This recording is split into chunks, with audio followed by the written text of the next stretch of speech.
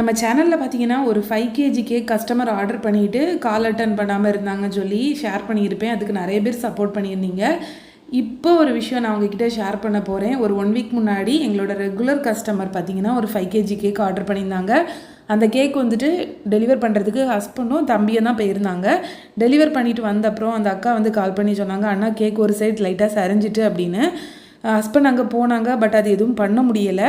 அந்த அக்கா வந்துட்டு அவ்வளோ கெஸ்ட்டெல்லாம் இருந்த இடத்துல கூட ஹஸ்பண்ட் கிட்ட வந்து சொல்லியிருக்காங்க, ஆனால் நீங்கள் கிளம்புங்க, நான் சமாளிச்சுக்கிறேன் அப்படின்னு சொல்லி அனுப்பி வச்சுட்டாங்க. அடுத்த நாள் அந்த அக்கா கிட்ட ஹஸ்பண்ட் கேட்டாங்க, வீட்டில் ஏதாச்சும் சொன்னாங்களான்னு. அப்போ அந்த அக்கா சொன்னாங்க, இல்லை இது புது மாடல் கேக்கு, சாஞ்ச கொபுரம் கேக்கு அப்படின்னு சொல்லி காமெடியாக பேசியிருக்காங்க.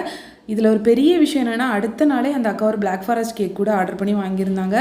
இந்த மனசு யாருக்குமே வராது. ரொம்ப ரொம்ப ரொம்ப சாரி சிஸ்டர். நான் இனிமேல் நீங்கள் என்கிட்ட வாங்க மாட்டீங்கன்னு நினச்சேன். பட் ரொம்ப ரொம்ப சாரி.